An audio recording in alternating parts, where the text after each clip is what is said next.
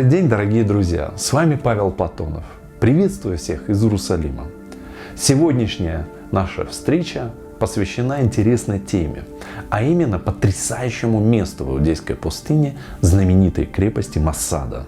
Летом прошлого года мы сделали фильм об этом месте и опубликовали на нашем канале «Путешествия с Павлом Платоновым». Теперь я бы хотел представить этот фильм вашему вниманию и на нашем канале «Россия в красках». Как обычно, фильм сопровождается нашей авторской музыкой. После фильма также хотел представить вашему вниманию видеоклип нашей песни «Оазис пустыни» из альбома арт-группы «Запад и Восток. Долгий путь». Всем приятного просмотра. Подписывайтесь на наши каналы в YouTube «Россия в красках» и «Путешествия с Павлом Платоновым». Нажимайте на колокольчик, чтобы получать оповещения о новых видео. Не забывайте ставить лайки и пишите комментарии. Будьте здоровы и до новых встреч!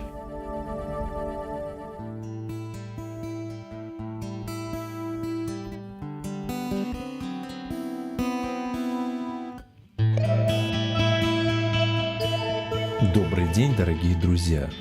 Сегодня мы отправимся с вами в путешествие в крепость Масада. Я еду по 90-му шоссе вдоль западного побережья Мертвого моря. Это уникальное бесточное соленое озеро протяженностью 60 километров в длину и 18 в ширину. Библейская история упоминается как море соли. И действительно, это одно из самых соленых озер в мире. Количество соли составляет 300-310, а в некоторые годы даже 350%.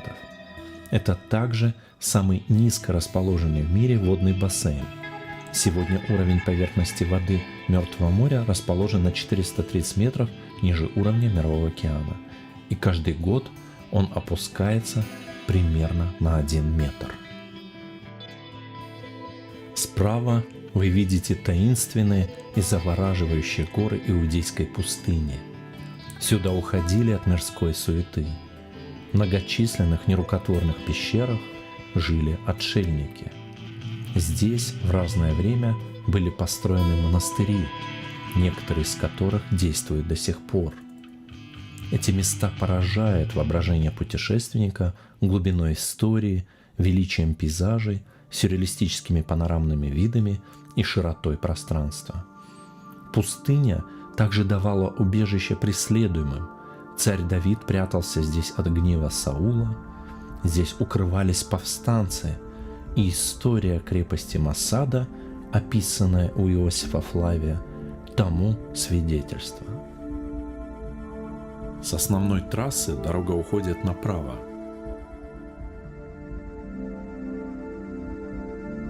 Крепость Масада расположена на вершине скалы высотой 450 метров над Мертвым морем. Со всех сторон в результате геологических процессов скала эта отделена от всего окружающего глубокими ущельями и омывается 2 пересыхающими потоками. На ее вершине плато шириной 300 и длиной 650 метров. Плато заканчивается крутыми обрывами на востоке, юге и севере и более полого на западе. Такого рода естественные изолированные условия и создали защитный феномен, который использовали при постройке крепости. Созданная самой природой и человеком, крепость была практически неприступна. Величие безмолвных пейзажей поражает воображение.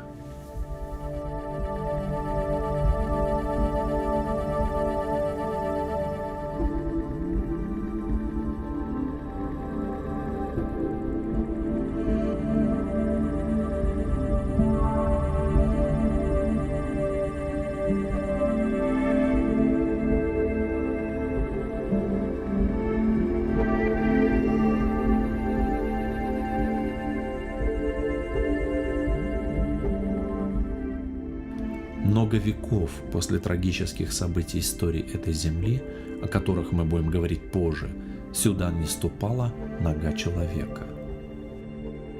Впервые после долгих веков забвения в 1838 году американские исследователи оказались у подножья горы. Через 4 года уже другие поднялись на Масаду. В течение 100 лет трудами исследователей была описана местность составлена карта, обнаружена система водоснабжения, римские лагеря, Змеиная тропа и Северный дворец. По-настоящему широкомасштабные исследования были проведены по инициативе Еврейского университета в период с 1963 по 1965 годы. Руководил ими профессор археологии генерал-майор Игаль Ядин. Через год крепость стала национальным археологическим парком. Во время раскопок было найдено также множество артефактов, в том числе античных монет и керамики. В 2001 году крепость включена в список объектов всемирного культурного наследия ЮНЕСКО. Исследовали Масаду и в 21 веке под руководством израильского профессора Иуда Нецера. Канатная дорога, в вагончике которой я поднимаюсь на вершину скалы, открыта в 1971 году на частное пожертвование, что сделало это место легкодоступным для посетителей, в том числе и для меня. Через пару-тройку минут мы на вершине скалы.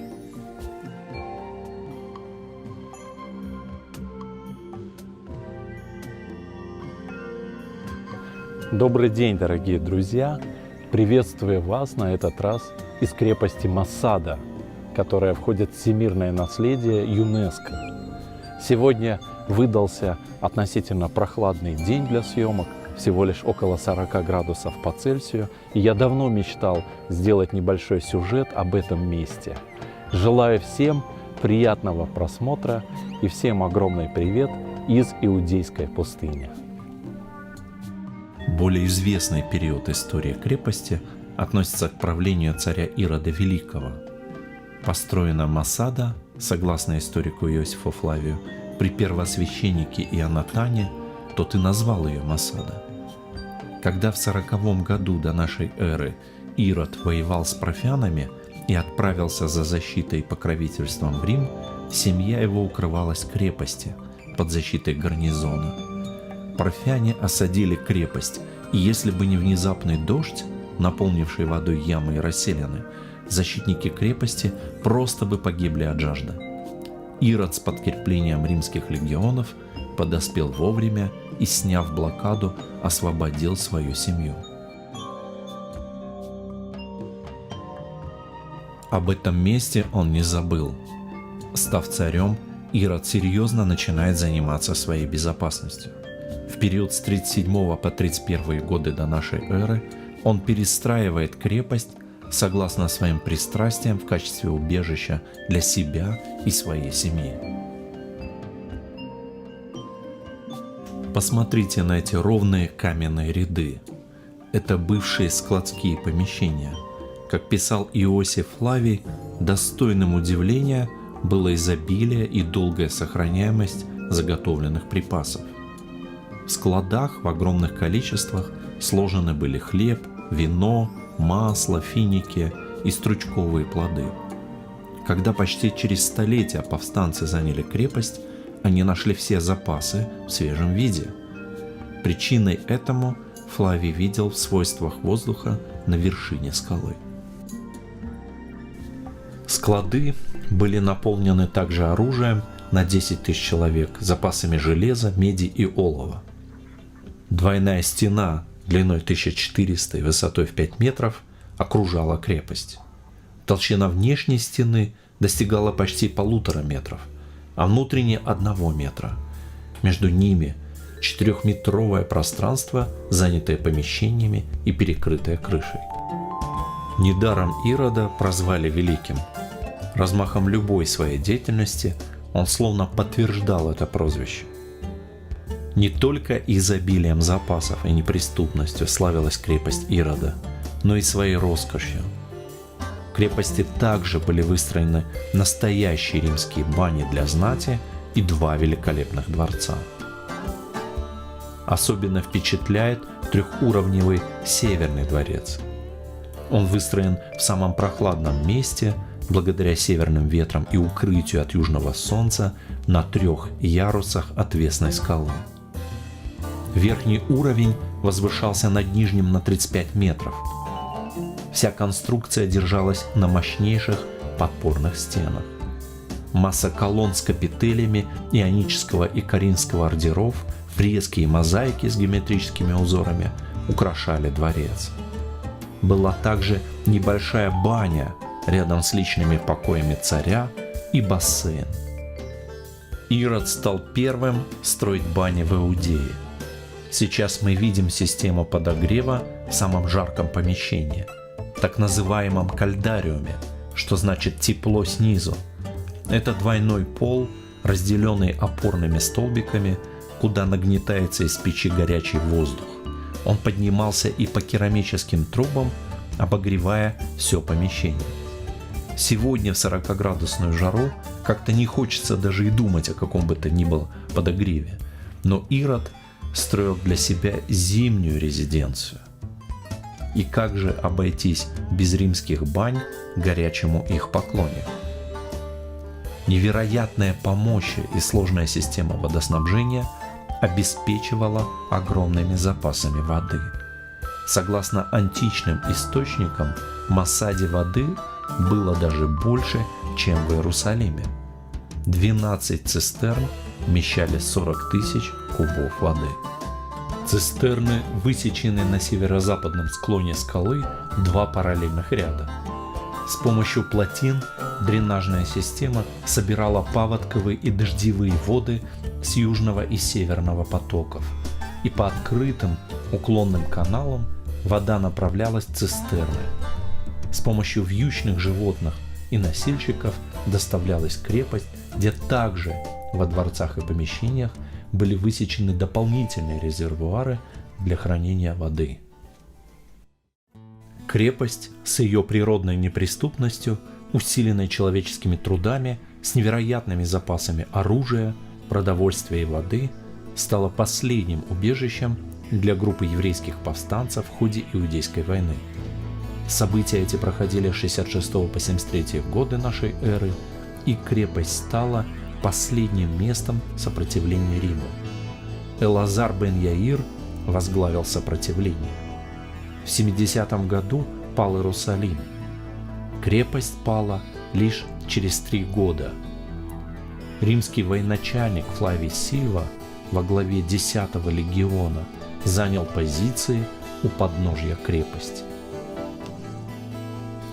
На вершине Масады, кроме вооруженных сикариев-кинжальщиков, оказались в том числе и члены их семей, женщины и дети общим числом 960 человек. Трудом 9000 рабов римлянами насыпается вал высотой 114 метров. Обустраивается площадка для тарана метательных машин. Участь повстанцев была решена, когда Сильва решил действовать с помощью огня. В крепости начался пожар, а дополнительная защитная стена, выстроенная повстанцами практически из дерева, почти вся была охвачена пламенем. Рано утром римляне ждали сражения. Все понимали, что на завтра римляне займут крепость. Очень драматично описывает последние часы повстанцев историк Иосиф Флавий. Последняя речь главы повстанцев вела к тому, что лучше предпочесть смерть рабству. И многие чуть ли не возликовали от радости принять его решение. Но были и те, кого охватила жалость детям и женам. Видя их нерешимость, Элазар продолжает свою пламенную речь, напоминая всем, каковы римляне и как жестоко будут они мстить пленникам, взяв их живыми. Умрем, не испытав рабства врагов, как люди свободные. Вместе с женами и детьми расстанемся жизнью. И словно мистическая сила охватила мужчин. Они горели бешеным желанием убивать детей, жен, себя. Меньшим из зол казалось им убивать жен и детей собственной рукой. И как можно скорее они хотели быть убитыми сами. По жребию выбрали 10 человек, заколовших всех мужчин, обнявших тела своих жен и детей. Еще одним жребием решили, кто убьет последним, подожжет крепость и заколется сам. Невозможно даже представить, что царило в ту страшную ночь в крепости.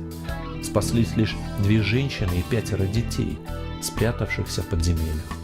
Одна из них и рассказала римлянам обо всем. На завтра поднялись римляне на Массаду, и когда нашли груды убитых, не возрадовались при виде погибших врагов, а только застыли в молчании, пораженные величием их духа и несокрушимым презрением к смерти. Эту душераздирающую историю гибели защитников Массады записал современник событий Иосиф Флавий в книге «Иудейская война». Во время раскопок археологии нашли комнату, которой дали символическое название «Комната судьбы». В ней были найдены 11 остроконов, каменные таблички для жребия с именами последних защитников крепости, исполнивших свою страшную миссию. Впоследствии римляне разместили здесь небольшой гарнизон солдат, но постепенно крепость пришла в упадок. В византийский период V-VI веков руины крепости из-за своего обособленного географического положения привлекли внимание монахов, которые небольшим числом братьев проживали здесь в пещерах и каменных кельях, разбросанных по вершине горы. Руины небольшой церкви с мозаичным полом можно увидеть до сих пор в комплексе крепости. На сегодняшний день есть разные оценки действиям защитников крепости Массады. Некоторые люди воспринимают их как слабость, некоторые придерживаются противоположной точки зрения и считают их отважными героями, проявившими мужество. Так или иначе, древняя крепость Массада с ее потрясающей историей, особенно после полномасштабных археологических раскопок, стала символом национального героизма еврейского народа. Новобранцы бронетанковых войск армии обороны Израиля принимают здесь воинскую присягу и дают клятву строкой из одноименной с крепостью поэмы Ицхака Ламдана «Массада больше не падет». Здесь, как я уже отмечал, с 60-х годов XX века организован Национальный археологический парк и музей, где на постоянной основе проводятся различные культурные мероприятия и концерты. И, безусловно, крепость Массада привлекает своей глубокой историей ежегодно множество туристов и путешественников со всего мира.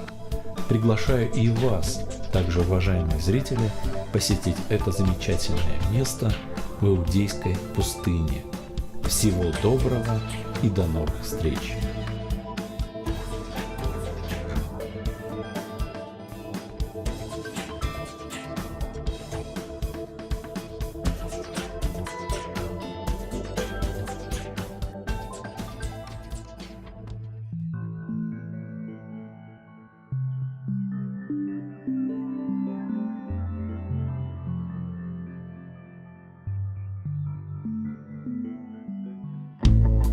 Солнце восходит в небе востока, время уходит, оставляя жестоко.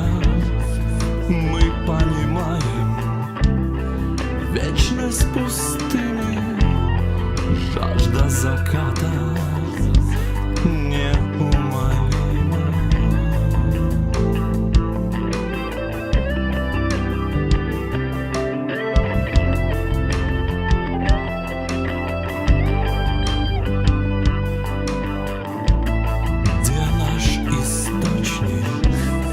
Вдали горизонта время уходит, оставляя жестоко.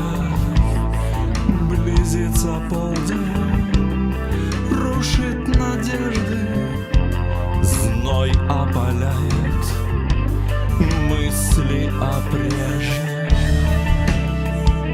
Оазис пустыни застыл в мираже.